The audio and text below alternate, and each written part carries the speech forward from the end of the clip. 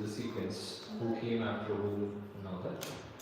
So chronology is an extremely important subject matter for any ancient culture and religion. If you want to understand their history, it's very important to understand the sequence of it, who came before whom. And this is very fascinating discussion because it is based on Srimad Bhagavatam, Canto number 12. How many of you read Srimad Bhagavatam? Read Srimad Bhagavatam, right? Canto 12, have you read? Canto 12, chapter 1. And in the 9th canto, we have descriptions of the chronology of Radhadesh dynasty, which is the dynasty of the Magadha, Bihar. Okay, so we're going to discuss about chronology, and this is a very fascinating topic, especially with regards to the history of India and the history of Bharat as given in our scriptures.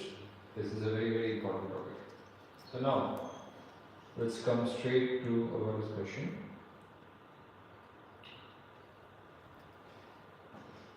Okay, so in general, as a principle, it is advisable that we follow this calendar system.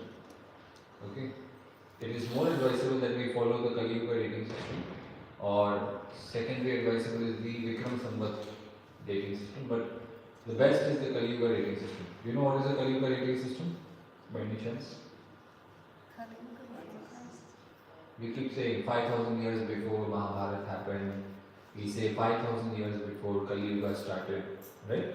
So that there is an exact year when Kali Yuga has started. There is a year when Kali Yuga has started. So it is always better to use the Kali Yuga dating system, because when you use BC AD, that's more like a religious dating system, right? Before Christ and Anubhavi. And if you are using at all, preferable to use BCE, before Common Era, and after Common Era. You know these are same. You know this? There's 2025. You can also call it as 2025 AD. You can also call it 2025 CE. Both are same. They are not different. The Jews created this system because they wanted to be secular. They didn't want to do with the Christianized dating system, because every single time you have to say, in the year of the Lord, in the year of the Lord, in the year of the Lord 2024, in the year of the Lord, in the year of the Lord 1600, in the year of the Lord 1700, right? So they did not want to do that kind of dating. So this common era system was introduced. So the Jews said, this era is so common that everybody is using it. So it is a common era. It is very common. Don't call it religious.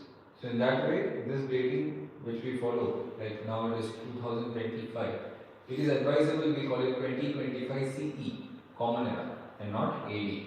So that's a big discussion. Now there is this notion. Okay, I'll come straight to the chronology discussion, because again today's session will also be quite in depth and long.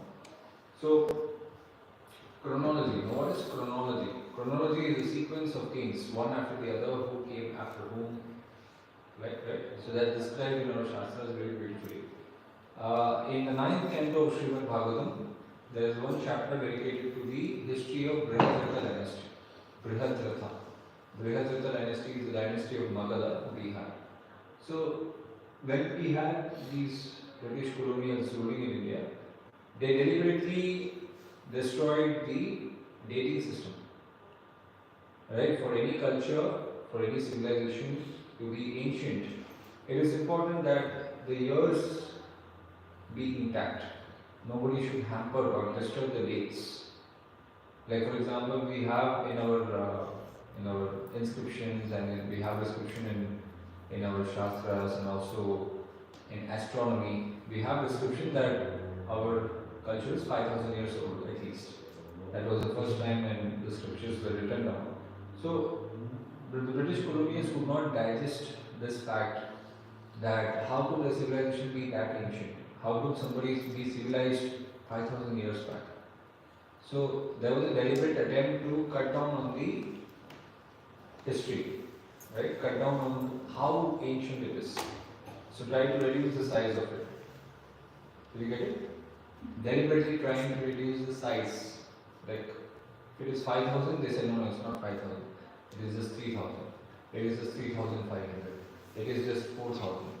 right? So they deliberately try to reduce the size of the civilization because that will fit well with their narrative. Because imagine you're going to a place and you're ruling someone who's more civilized than you or maybe more ancient than you. Then that becomes, but because India was in a lot of trouble when the British came in. You know this? That already they were invaded for quite a long period of time. So when the British came in, it was already a mess. It was already a mess.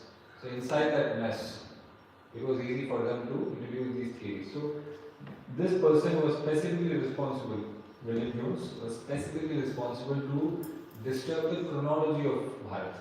Chronology, right?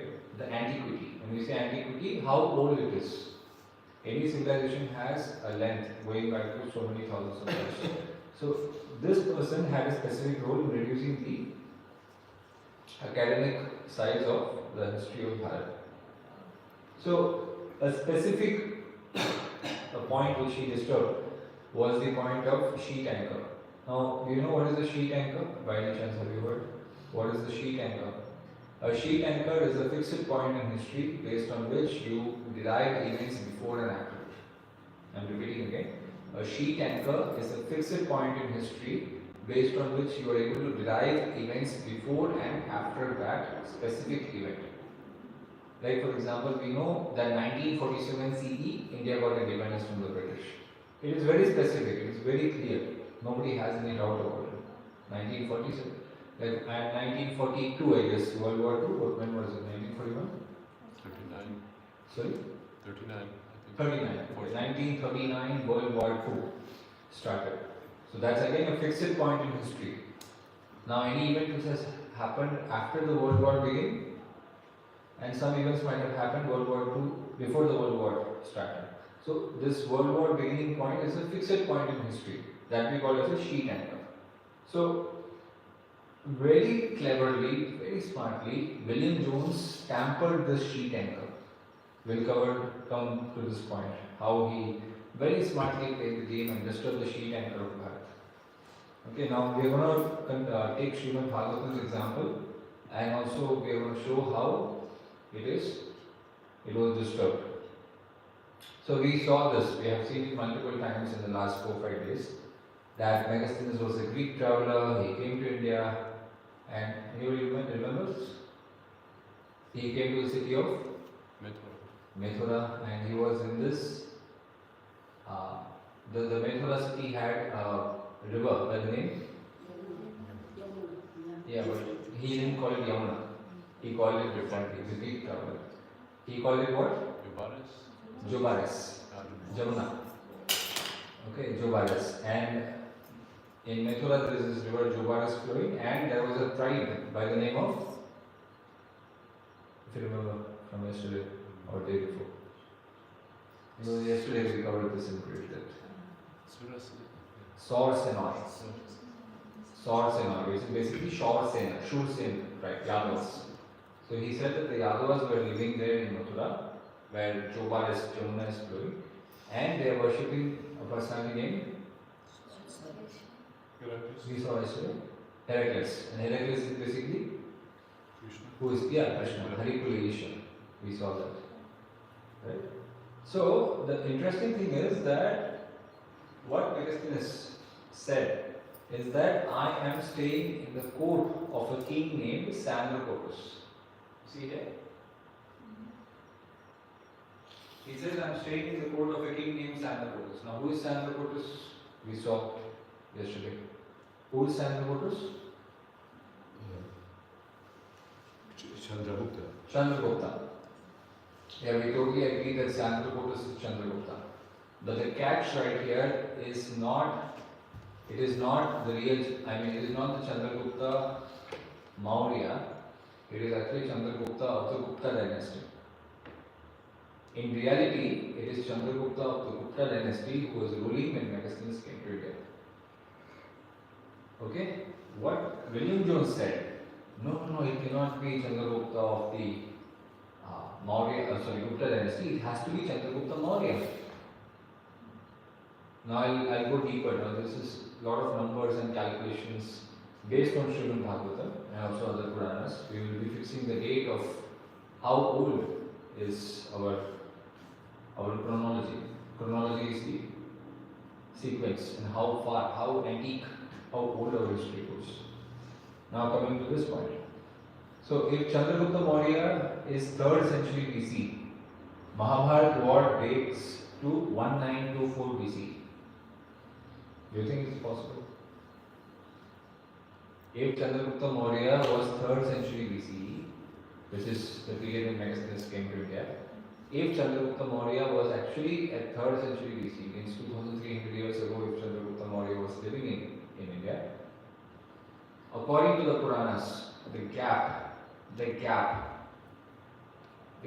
between Chandragupta Maurya and the Mahabharat war is 1600 years. Did you get what I'm saying? The gap between Mahabharat war and Chandragupta Maurya is 1600 years. Now imagine if you have here 3rd century BC, if you have 2300 years ago, hypothetically speaking,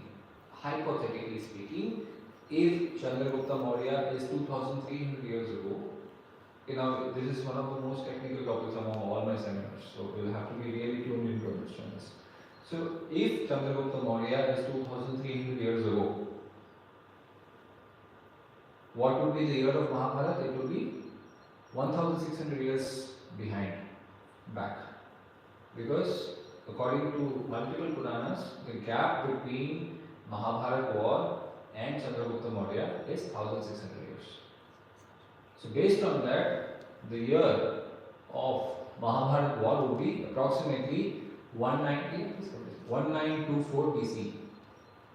1924 BC, which is approximately 4000 years back. Now, do you think, logically speaking, do you think it is possible that Mahabharat war was 4000 years back? Bhagavad Gita was spoken 4000 years back. Krishna came 4000 years back. What do you think? What does your logic say? Now, this has to be interactive, then I can understand that what I am trying to create is landing into. If there is no interaction, then I would consider that it's not going. Yeah. This is 5000. This is weird because 5000. Yeah. We read it that way, we understand that way, we believe that way, that's all fine. But according to the chronology given by William Jones, which is that 2300 years ago he came, Chandragupta Maurya came. So 1600 years further behind, this is approximately 3900 or 4000 years. That would be the year of Mahabharat war. Do you think it's possible? No. Yeah. So what will we do with this remaining 1100 or 1200 years? What will we do with that? This is where the very smart tricks played by William Jones comes into play, which we will cover. And therefore, Aryan invasion theory also came into the picture. Because now you have cropped down the history to a mere 3500 or 4000 years. So now you can introduce Aryan invasion theory. The Aryans invaded into India, and after some time they wrote the Veda and Mahabharata war happened.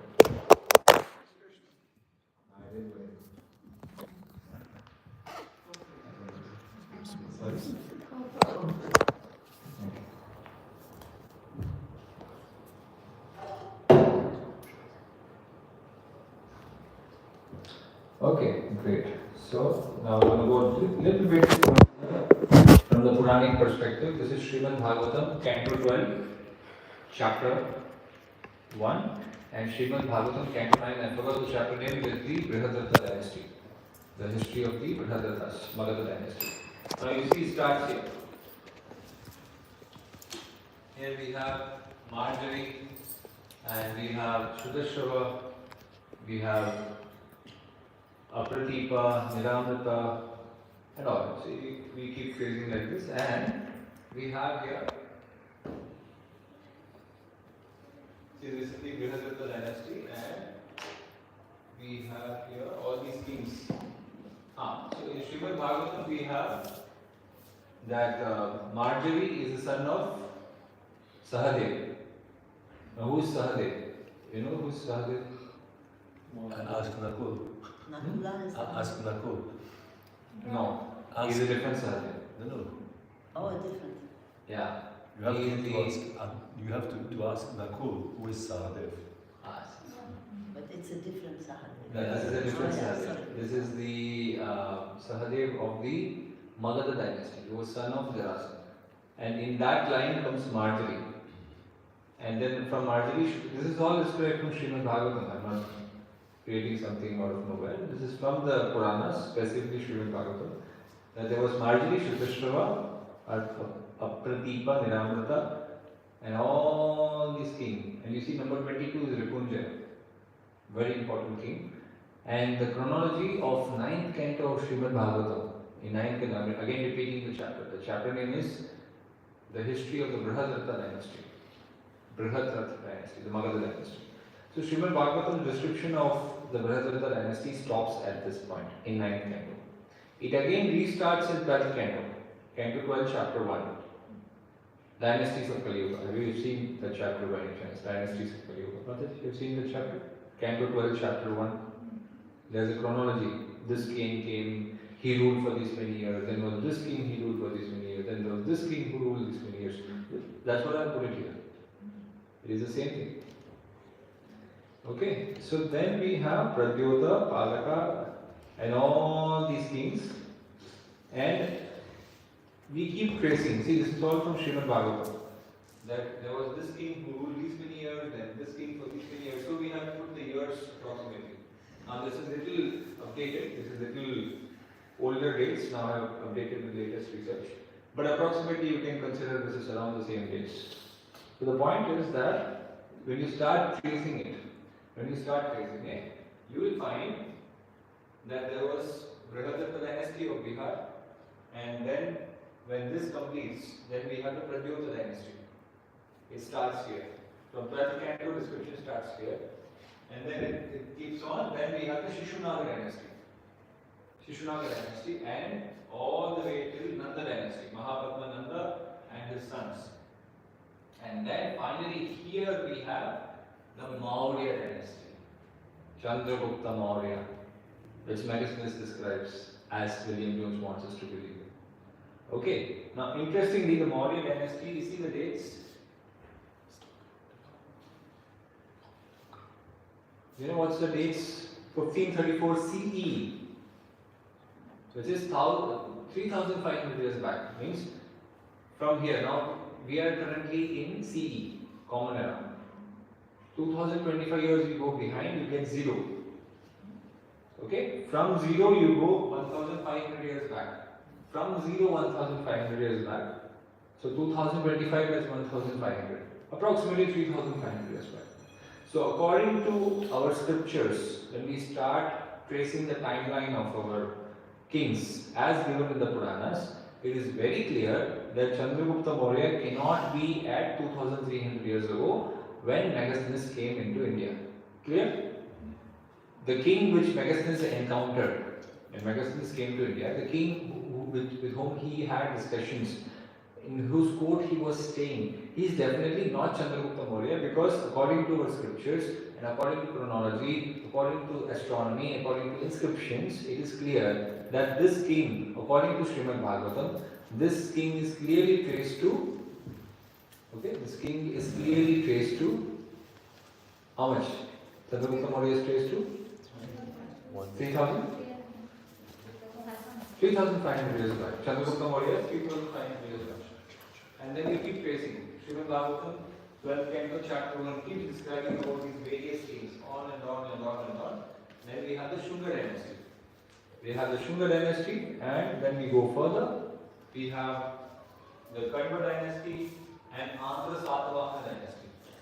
Okay, this was a very famous kingdom, Andhra Satavahana dynasty. We go on and on and on, and finally you see here Andhra Bhritya or Gupta dynasty. This is where the game changes. Now you see this name, can you see here? What's this name?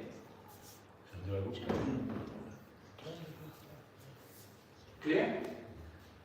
So what is the year when Megasthenes came to India? It's exactly the same year. Got it? So when Megasthenes comes to India, and he speaks of Mathura city, Krishna worship, and he says, I am staying in the court of a king named Chandragupta. According to Srimad Bhagavatam, it is clear that it cannot be Chandragupta Maurya. is clearly Chandragupta of the Gupta dynasty. Now you trace it further, and we keep tracing it further and further and further. According to the Puranas, we find that there was this famous king by the name of Maharaj Vikramaditya. Now those from India know this king, very very powerful, very famous king. He had his own era system. He had an own era. You know what is an era? Sorry? What is an era? Era. E-R-A. Time unit? The time unit? Yeah, you could say a time unit. Specifically, it is a description of a year. Like now it is 2025 common era. It is the era which is very common.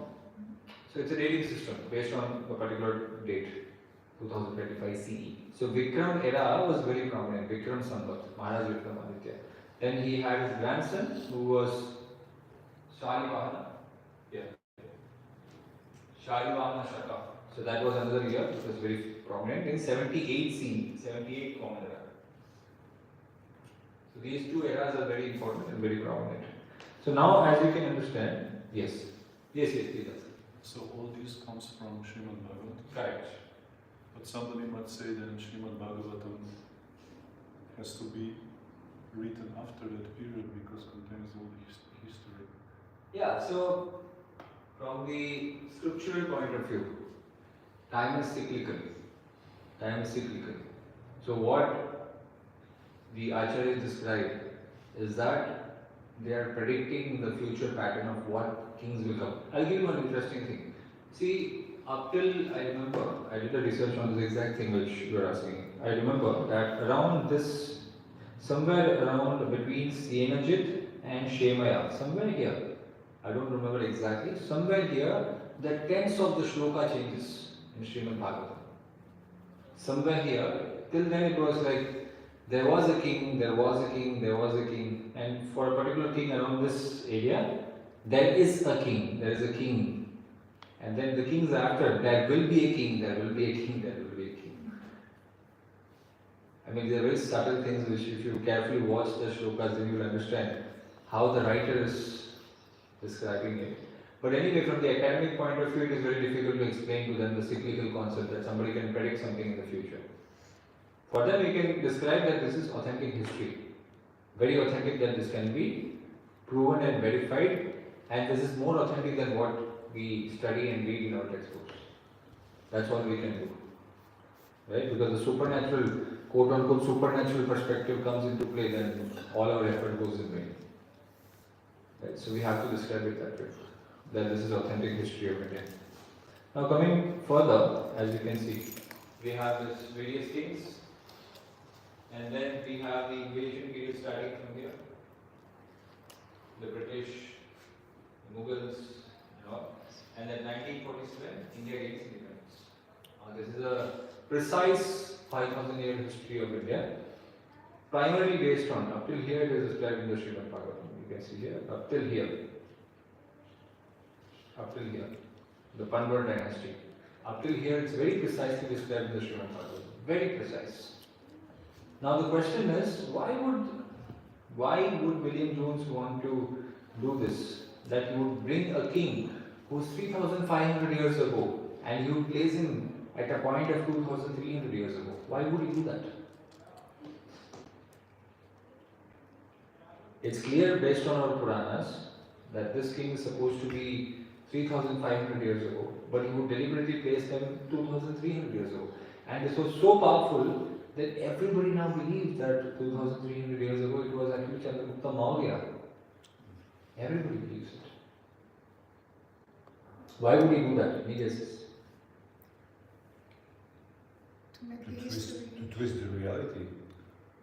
Yeah, even more specifically? Maybe to hide to hide the fact that actually it's very old. Maybe? Good, great. Any other answers? Because he wanted that the Aryans brought the Vedic Invasion theory, okay. Any other answers? Delete the past. Okay, great. So, very specifically, the answer is that he wanted to trim the history of India. He would trim.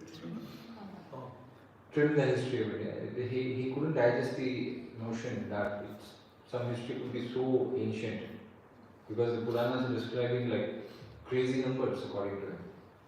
So ancient, how could someone be so old? How could that civilization be so ancient? How is it possible? I mean, it was shocking for him to digest the idea that some civilization could be that ancient. So it was important to trim it. And the very interesting thing about this, what we call if you take Shastric statements of Srimad Bhagavatam, it is very clear and specific and precise. There is no doubt, there is no confusion, there is no ambiguity. But when you try to deliberately twist it in history, in historical studies, what happens is, what we see here is William Bloom specifically did what is called as overcrowding and undercrowding. Imagine now this temple hall has a capacity of, I think we have 15 here, 20 people here. Okay. How many people can comfortably sit here? What do you think? 90. 90? 200. Okay, let's take your argument, 200. So let's say that really, we have really allocated the land, the place very well, and 200 people are sitting here. Okay, let's take that for an argument. How about we squeeze 100 more and make 300 people sit here? Would that be good? Would that be comfortable? When you're going to stand, then you get 300 inside. No, I'm saying sitting. Yeah. So this is called as overcrowding. You try to squeeze in a lot of people, really squeeze in. And the hall outside is completely empty. 200 people can be there as well, but we would keep that empty. Maybe 10-20 people are just standing there. Right? So this is called as overcrowding, and that is called as undercrowding. Whereas, if you distribute 150 here, 150 here, comfortable. Got it? Got the understanding? Similarly, what has happened in Indian chronology, if you follow what is given in Bhagavatam and the other Puranas, it's very clear and very precise and very straightforward. There is no confusion, there is no ambiguity. But when you try to deliberately tamper with the dates, then you face a problem. The problem is you have to overcrowd, stuff a lot of people at one point, and in this context, stuff a lot of kings after the period of Buddha, and that date is also problematic. Okay, stuff a lot of people from 2800 years till 1000 years back, and you will see that suddenly in Indian history there's suddenly so many kings popping out at 2600 years ago, 2700 years ago, 2400, 2300, 2100. Suddenly, I mean, every now and then some king is popping up here and there. Why? Because you have brought someone who's supposed to be much before in time, and you cannot avoid him, you cannot get rid of him. He's mentioned in literature, he's mentioned in scriptures, in their literatures, like Kalidas would have written about some king, like that. Some writers would have mentioned about him. You might have references in inscriptions. So you cannot get rid of that king. You cannot say that he did not exist. He did exist. So there you have to overcrowd, because you want to keep the previous period empty.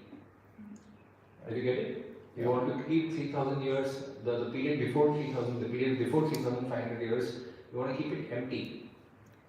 Why? Because there you want to show that the Vedic civilization, the Aryans, is all from outside India. So therefore you need to create this. Did you understand this? Yeah. So far clear? Yeah. This is what we call as overcrowding and undercrowding of things. Whereas if you take the Puranic perspective, it's very clear and very precise and very straightforward. Now, coming further into this discussion, this is going to be a short discussion to give you a perspective, and then we'll go deeper into the movement of the anthropological movement of the Vedic civilization. What's the time now so far? Anyone can tell me the time? Is that time? 6:16. 6:16. Okay, we're halfway through. Okay, great. So far I have tried to cover this particular point. If you all have got this clear, what I have tried to create right now. So far, if you have any queries, anything which you want to clear, please do so. Because this is going to be the last seminar, the last topic for mine. I'm leaving tomorrow. So anything you want to clear regarding all these topics which we covered, and specifically today's topic, this is your chance. I'm going to give some time for that. Then we'll enter into anthropology based on RPG history and our scriptures. Yeah. Yeah. I mean, when they described how long they were ruling, it was very, it means if they put everything together, so it means very short time. On life of them. Because I remember that I was looking at some list of life of kings, it was really, really short. So I wonder if it's because of that. Okay, there are two things which you asked right now. One is the life of the kings being too short. Yes, some kings' lives were too short because they fought in battles, or they had some diseases, or they had some conflicts, and they died early. So it's not specifically because of, that something wrong with the dating system and all that. The thing was that there were multiple reasons for them to die early. There were multiple reasons for them to die early. So it's true. So that's perfectly fine. And second thing which you asked is the sequence.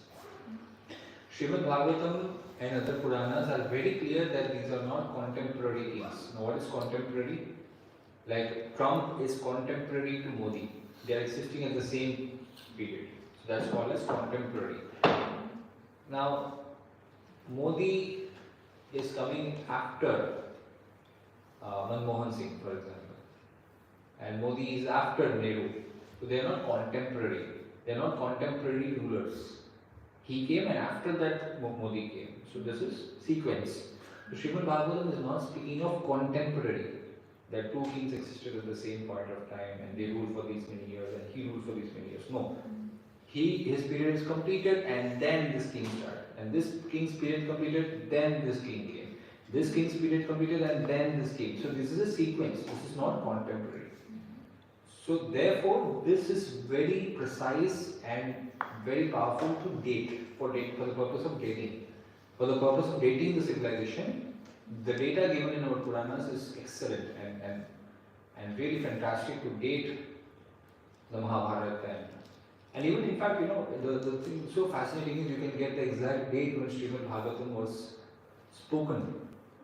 It is so precise. As I told you, the tense.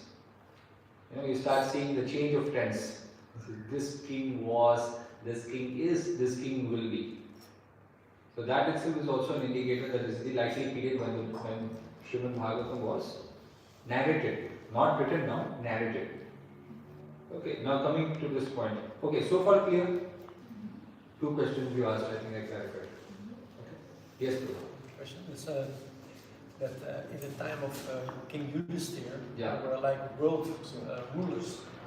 But how is that the kings afterwards, were they also like same equal powerful rulers, or was the kingdom diminishing and their kingship was not so powerful? I mean, to be honest, I think I should stay here for much longer. I mean, there's one seminar specifically dedicated for geography of Mahabharata, where we cover on how these different kingdoms kept breaking, and then we have this India in 1947. Right? There is a specific, in fact, a course which we call the geography of the Mahabharata. But to give you a very brief idea, because we cannot cover an entire course for just one question, I'll just give you a very brief idea. The idea is that during Yudhishthira Maharaj's period there were 363 kingdoms.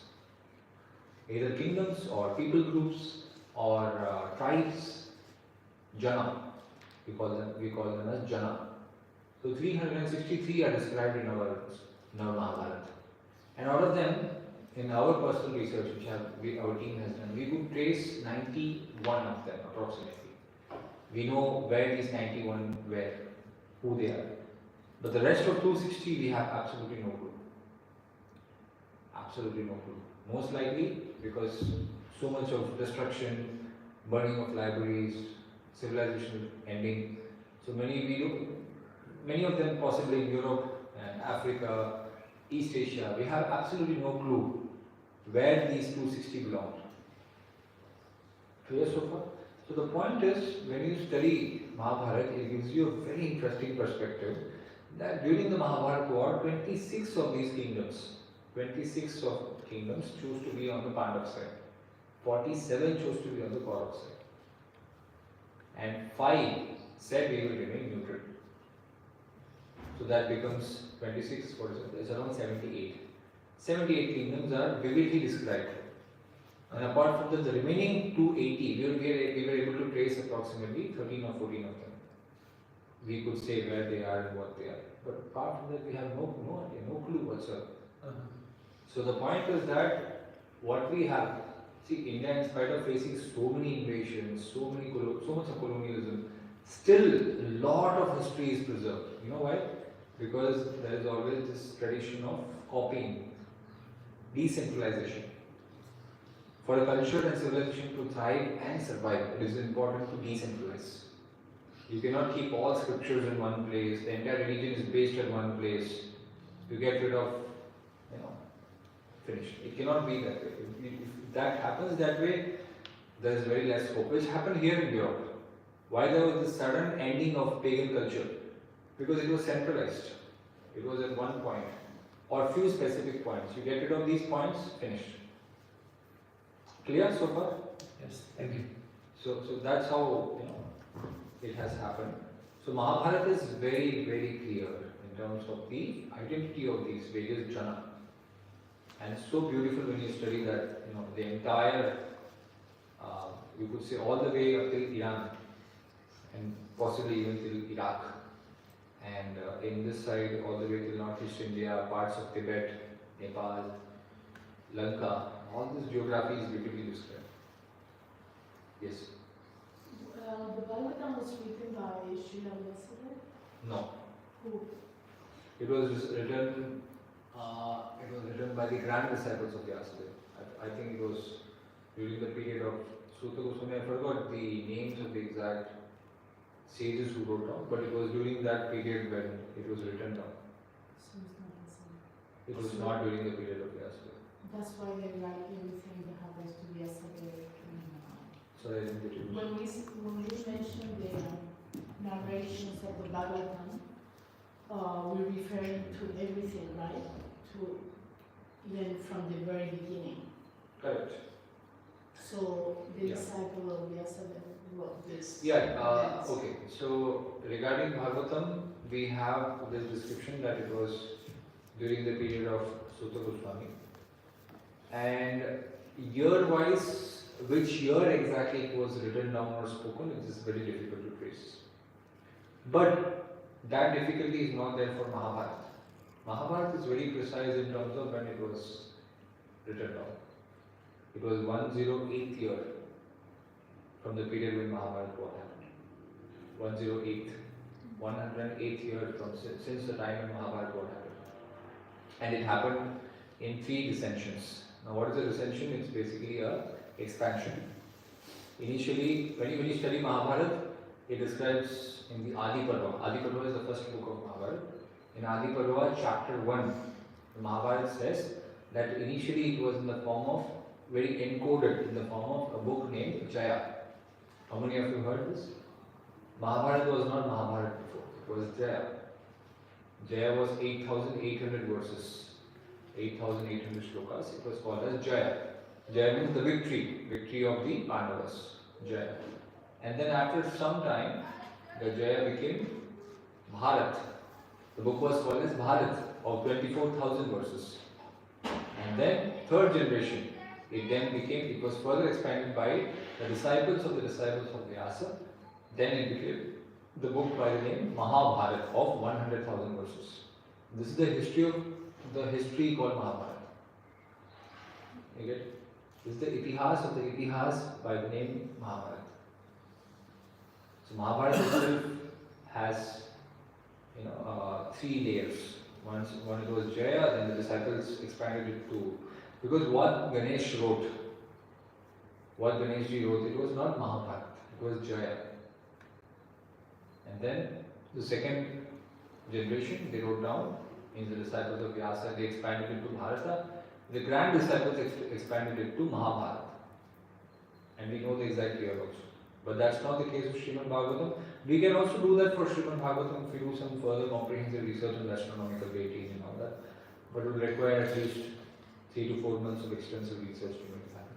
But it's around 100 to 150 years after the Mahabharata war that it was penned down for the first time. There was no like Please come, it's open. Yeah. Bhagavad Gita was there in Jaya, Bhagavad Gita was there in Bharata, Bhagavad Gita was there in Mahabharata. Why? Because Bhagavad Gita had its sanctity even during Ganesh would not want to tamper with it or want to expand, and the disciples would not want to. The 700 verses were always intact because it's the Lord's divine words which He spoke to Arjuna. so the stories of the Bhagavatam, they were by vision of the sages or the disciples of the Stories of the Bhagavatam are coming down in disciplic succession for very long period of time. Difficult to trace them when it started. That's why it's called as Purana. The word Purana itself means antique, ancient. Right? Purana means in Hindi also we say ये बहुत पुराना है. Purana, ancient. It is so ancient that it is difficult to trace when it began. But that's not the case for Itihas. Itihas was specifically meant for the purpose of recording what has happened so that it could be an authentic record for the future. Itihasa, the word means thus so happened. Itihasa, thus so happened. And two Itihasas, Mahabharata and Ramayana. Clear so far? Okay? Yes. Still, Srila Vyasadeva is considered to be the author of Srimad Bhagavatam. Yes.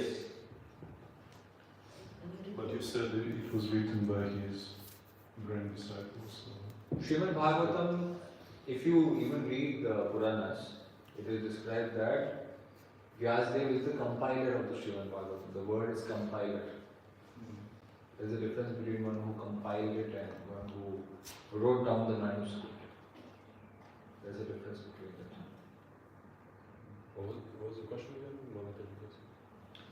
The question was that there's a verse in Bhagavatam where we offer our respects to. Yeah, see, technically, like for example, I'll give you an example. Like what I do in my office, I write books. We write a lot of books, and many times I send voice note to my staff. Okay, I want these content in this chapter, and I dictate it. And they write it down. And they give it back to me for approval. I say, okay, it's good to go. Go for layout. Like that. Who is the author? The staff is not the author. I am the author. So that way. We would not expect that, even it's mentioned very explicitly in the Mahabharata also, that Vyasadeva narrated and Ganeshji wrote the Mahabharata. And even in Bhagavatam, if you see in cantos, first canto specifically, there is a description how all the sages have come together and they are discussing. Right? It's very precise in terms of how it was written down for the first time. Right? You have some questions you can ask. Well, ultimately, it's a story in a story. Shukadeva Goswami narrates it, and Yes. he was son of Vyasadeva, and Yes. Sutta Goswami was quoting. Yes. So it's, See, the most of the writing has happened from the period of Vaishampayana and a lot during the period of Sutta Goswami. That is the reality.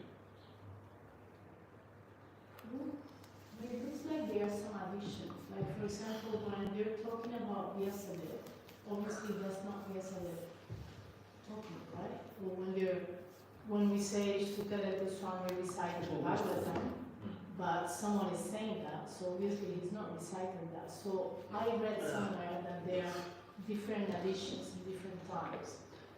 Yeah, see, this addition theory is more of a propagation which happened during the colonial period.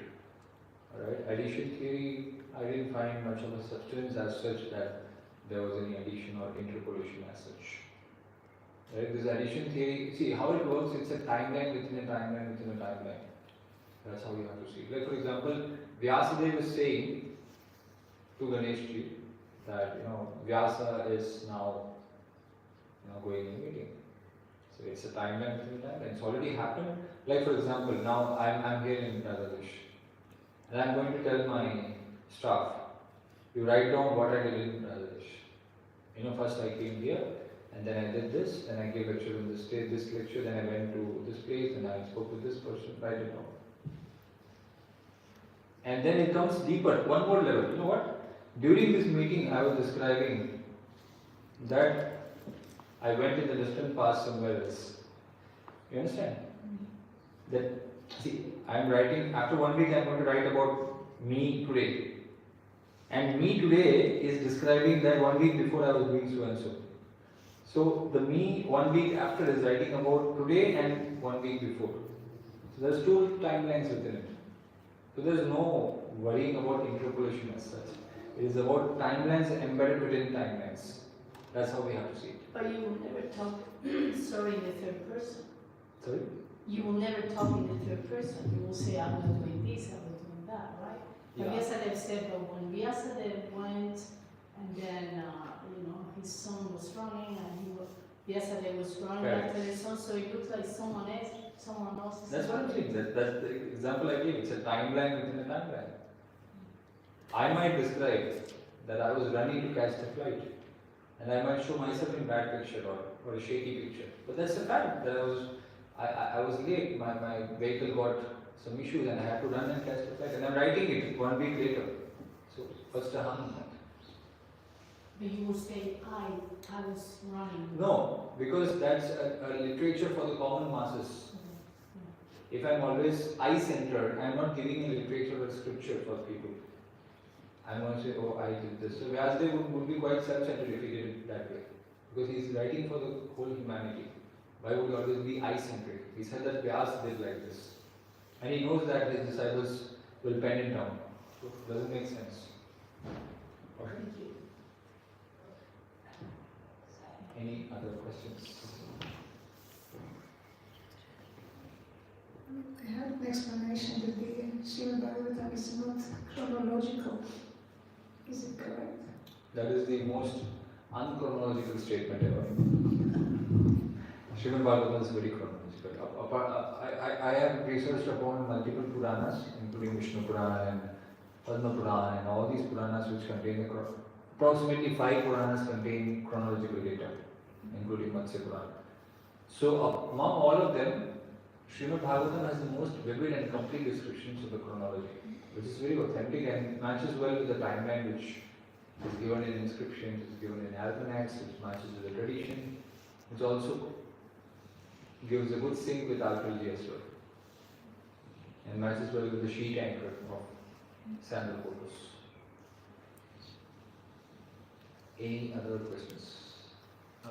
So sorry, just to confirm the understanding you mentioned, I also, in conversations, I heard, in conversations, I heard that In what conversation? like, in maybe discussions with devotees, Okay. and that, Conversation. yes, Okay. that Srimad Bhagavatam, may not be in a chronological order, but you're saying based on the research it is. No. See, there is some confusion here. I'm not saying Srimad Bhagavatam. See, Srimad Bhagavatam descriptions in the various cantos are, maybe some descriptions happen later, they have been described earlier. I'm not speaking of that. I'm speaking of the chronological data given in the 12th canto and 9th canto of the kings, as I shown here. This chronological data of the kings given in Srimad Bhagavatam, that is in chronology. That is what I'm trying to say. So let me be more clear and specific. The chronology given in our Srimad Bhagavatam, 9th canto and 12th canto is very precise, and while we map it down, we get clear history of Bharat. That's what I'm trying to create. Not the other descriptions of Leelas and avatars. No, I'm not doing that. Thank you for clarifying. Okay. Any other questions? Yeah. About Kurukshetra, some people argue how, because they were warriors.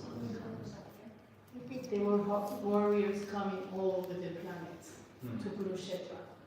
So how did they go, and how did they know that there was a battle and they will be taking part? In the past, there was this no concept of WhatsApp and calling and emailing and all that. So primarily communication happened by sending messengers. The messengers used to travel in their horses and chariots, and they used to go and inform to the kings that so and so thing is happening, and the kings will get updated, and then they will write a message back to the messenger and will tell, okay, go and inform. Like we see in Ramayana also, many times the warriors of Lord Ram's army, they would come, like Angada and many others, they used to come as messenger to Ravana. I am a messenger of Lord Ram. Tell me, are you willing to give back Sita? So he will say, no, I will. So that's a message, and then he will take back the message. So communication happened through the messengers.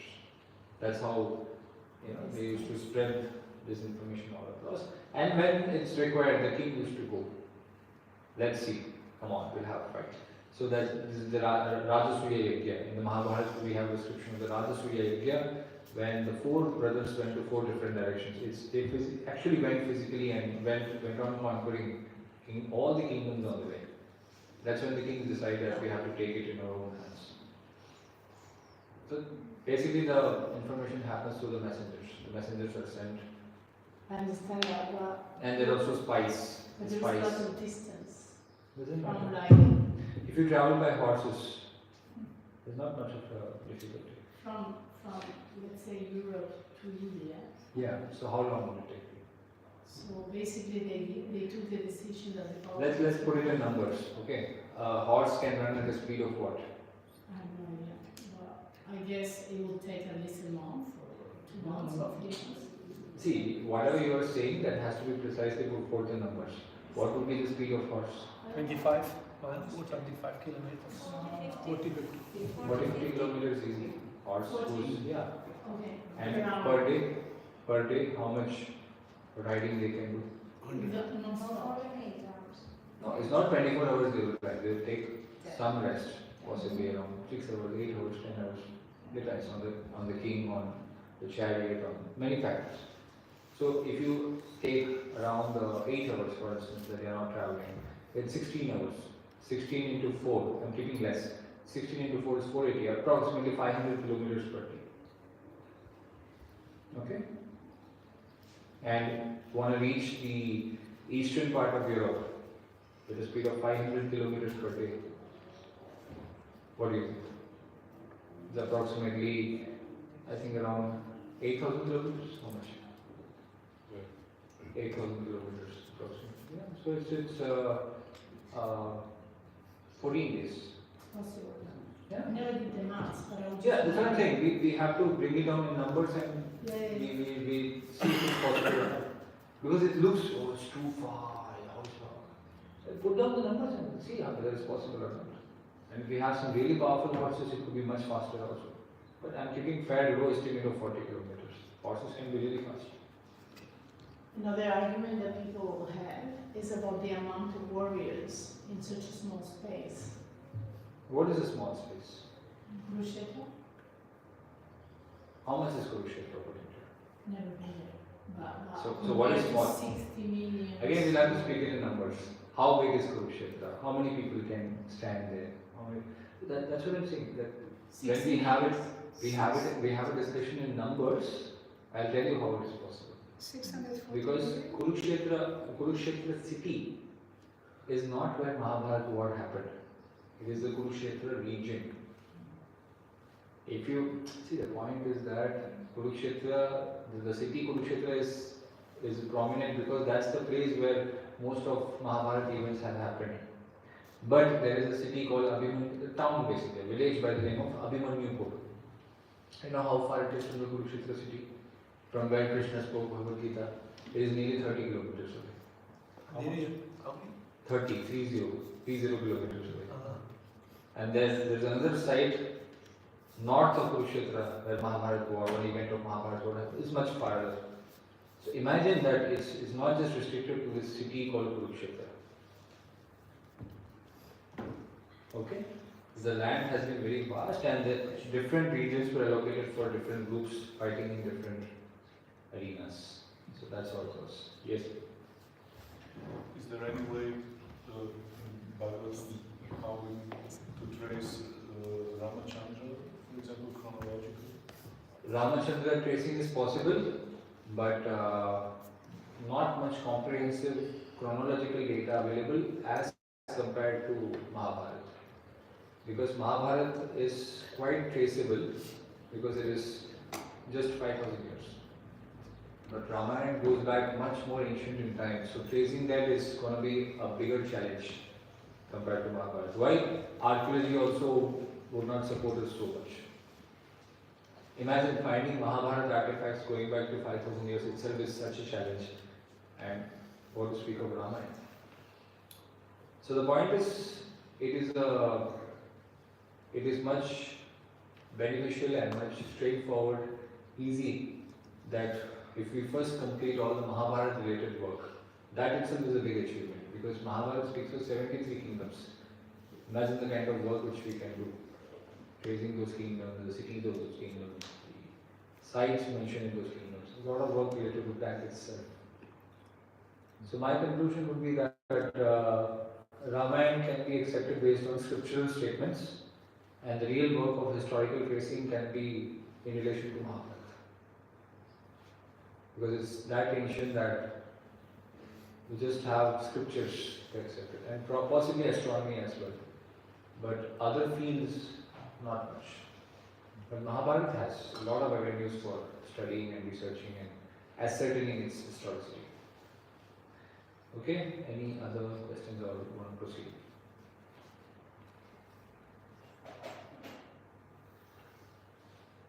We have 17 minutes to go before I conclude my presence in Belgium. Okay, so we'll do a little bit of Homeland of the Alliance. Hare Krishna.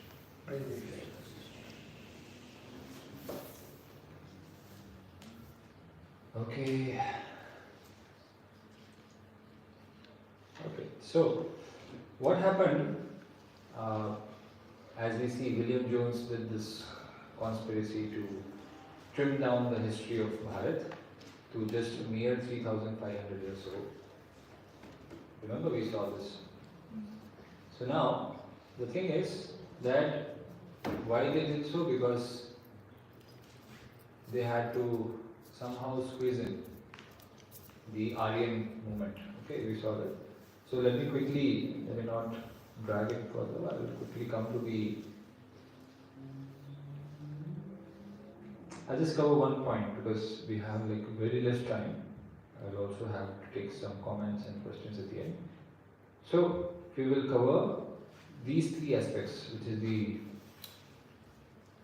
evidences of wheels, chariots and horses. We'll cover this. Very, very important and fascinating point. See, Mahabharata contains tons and tons of references of Rathis and Maharathis. You know what is Rathi? Charioteer, who fights chariot battles. Maharathi is a great chariot warrior, Maharathi. And according to scriptures and research which we have shown, Mahabharata is clearly 5,000 years old. Mahabharata is 5,000 years old. Now, the thing is that during the British colonial period, what was taught to us in India and also across the world, that India did not have evidences of chariots going back to 5,000 years. You know what was said? You remember we had this Saraswati discussion. Who remembered the Saraswati discussion we had? The dating of Saraswati and all that. You know, we had this. Yeah, 4,000 years back, Saraswati river got dried. So it was because of the Saraswati river getting dried up that people across this Indus Valley civilization vacated. Not the other. There was no other reason apart from that. But this theory was floated around that it was actually these cruel, invading, demoniac, nasty Aryans who came inside, and they were the ones because of which the Indus Valley civilization got finished. While there is no proof for it. You know what they said? There is a proof that Aryans invaded into India. And the proof is that India does not have evidences of these three things. And the three things are spoked wheel, chariots and horses. I'm repeating again. India was invaded by Aryans, and the Aryans brought chariots which were run by spoked wheels, and those chariots were driven by horses. Before that, India did not have chariots or horses driven by spoked wheels. I'm repeating for the third time just for clarity. India did not have chariots, horses and spoked wheels before 3500 years. It was the Aryans who brought it, and this theory was floated around by the British colonials. And they said 3500 years before, Aryans brought all these packages, otherwise India did not have all this. Okay, now what is archaeology speaking? Now archaeology is giving a fascinating, can I answer later the question? Yes. Archaeology is giving a fascinating description. Yeah, please come, it's open, please come. Archaeology is giving a fascinating description of these three factors. So what were the three things? One is chariot and horses and spoked wheels. These are spoked wheels. In the wheels we have these spokes. So these are spoked. You can please take a seat. 10 minutes we will open the temple. So there was no evidence of spoked wheels in chariots and horses. Now what archaeology has shown us is fascinating. Archaeology has shown us that India had evidences of horses going back to this horse. Is the famous Sukratoda horse. Sukratoda horse from the Indus Valley civilization. And this horse is said to have 34 ribs. Generally horses have 32 ribs. The rib bones. 32. And Sukratoda horses have been found to have 34 ribs. And these bones of horses date back to 4500 years old. Now what the colonials told us, Aryans invaded 3500 years back and they brought the horses, they brought chariots. They brought chariots which were driven by spoked wheels. Then how come we are finding horses going back to 4500 years old? Clear so far? So these are Sukratoda horses from the Indus Valley civilization. These horses used to have 34 rib bones. And Rigveda also, interestingly, now somebody might question, oh, where is the proof that there were horses with 34 ribs?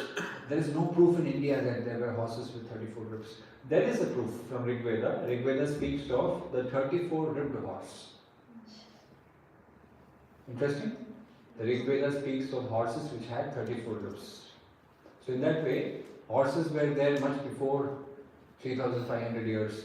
Chariots. So did we have chariots? Absolutely we have chariots.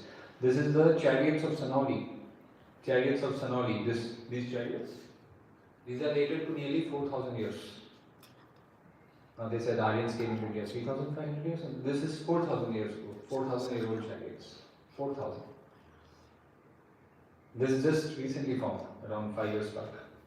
So we have horses, we have chariots, and third is spoked wheels. These are evidences of spoked wheel terracotta figures. You know terracotta? The material called terracotta. This is terracotta figurines which has description of spoked wheels. So people during that period were well aware of horses, chariots and spoked wheels. So the point is this civilization is very, very, very ancient and hardly any research has happened. Hardly, I mean, very less, very less. So when proper research happens, these kind of sites will start popping out. Now this is the land of 7 rivers described in our scriptures. We find often description of Sapta Sindhu region. Sapta Sindhu. Remember we discussed this. Sapta Sindhu becomes what? Sapta Sindhu becomes? Remember anyone who came from the previous session? Sapta Sindhu mispronounced as? Hindu. Yeah, Hapta Hindu. That's how the word Hapta for 7 comes into play. Hapta Hindu. So these are 7, goddesses from the Indus Valley civilization. So a lot of artifacts like this. And okay, so I think I will conclude here. This is about the description of how the Aryans moved into Iran and then they moved into West Asia, then eventually movement into Europe, which we saw yesterday, the movement of Aryans and their patterns and all that. So we have already seen that in detail, so I'll not go much detail. I'll prefer that in the next 8 minutes we will have question answers and discussions. But before we conclude, if anybody has anything which you want to discuss with me personally, I'm going to be outside because we'll have program starting in 8 minutes. So you can discuss with me outside. And you must be aware that Mahabharata is the pivotal point in Bharatiya history, in Indian history. And we are followers of the Bhagavad Gita. And Bhagavad Gita is real and historical, it's not mythological or fictional. Krishna is real, historical, he actually came and there is proof for it. And for every practitioner of the Vedic culture, it is very important to understand that these are real facts, historical facts. They are not mythological, imaginary, fictional. We might practice it nicely, but the next generation will start questioning that what is the proof? Can you show me some proof? It's very important that we understand the real history, and we have the books also. If anybody wants the book for Mahabharata myth or history, you can also take it from me. I am outside. So I concluded here. I also wanted to say that we are soon starting a very exciting project in Kurukshetra of research and mapping. So Krishna willing, that project will be very successful.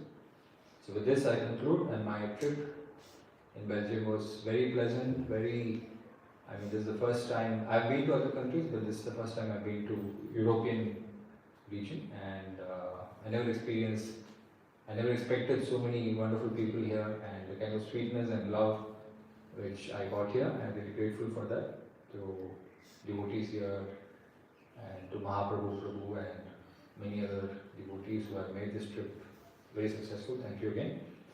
And I conclude here, and yes, Prabhu, with questions.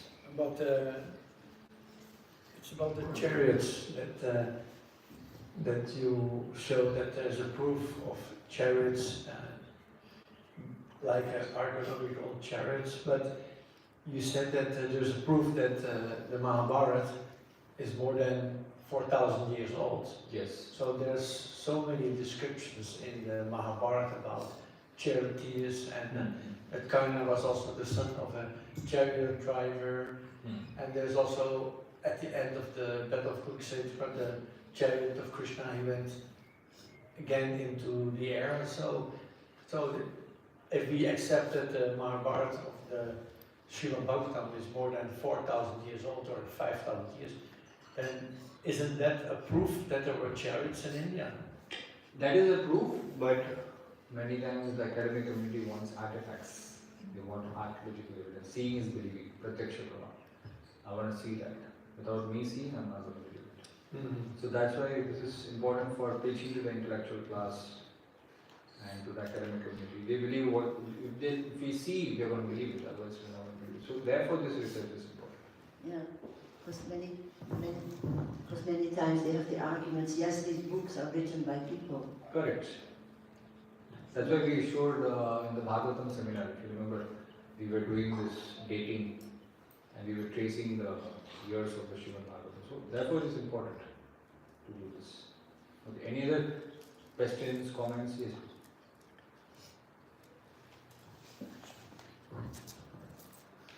Thank you, Prabhu, for your nice seminar. You presented very convincing historical evidence, archaeological evidence, etc.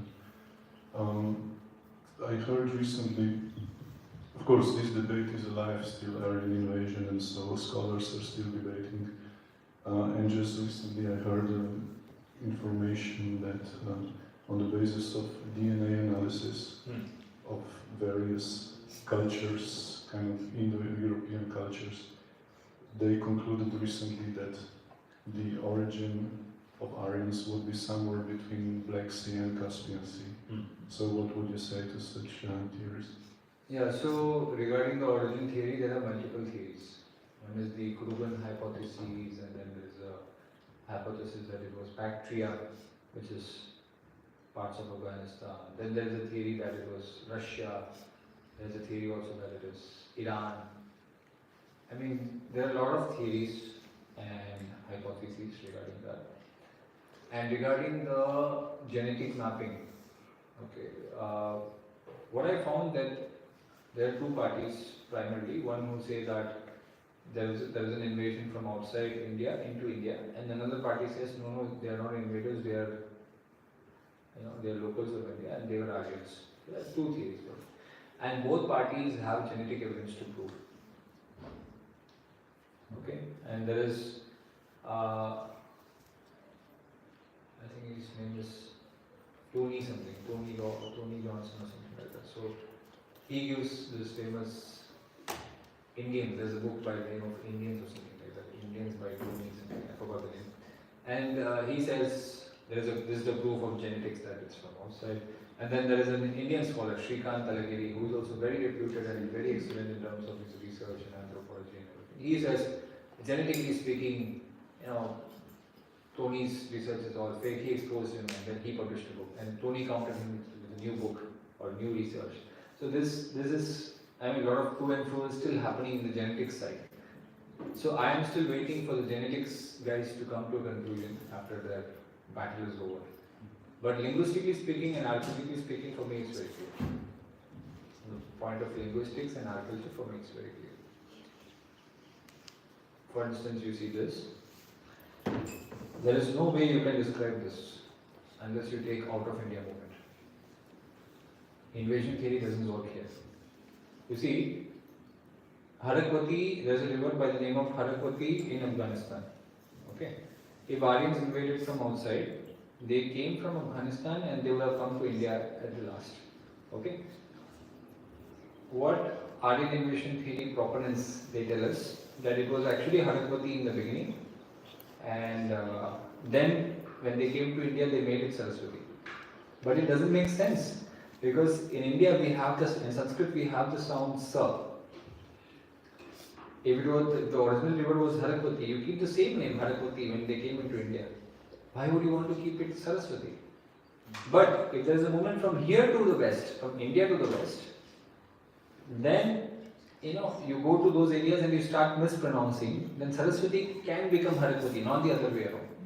Sapta Sindhu can become Hapta Hindu, not the other way around. Because Sanskrit has the her sound. You can keep it the same way. Got it? Got it? Little technical, right? So, it is very basic linguistics. I can go very much deeper also from the entire Indo-European analysis. It's very clear. It doesn't make sense to complicate it any further. I'll have to end it here. The altar is going to open in a minute. So, thank you so much. We had an amazing time. Great experience meeting all of you. Hopefully, Krishna willing, next time a few months. Okay. Hare Krishna. Hare Krishna.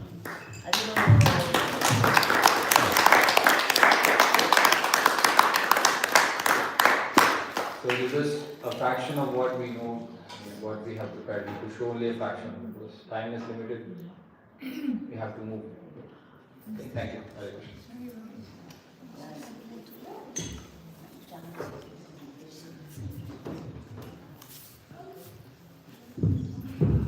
Thank you so much for coming, and he promised he would come again. Hare Krishna.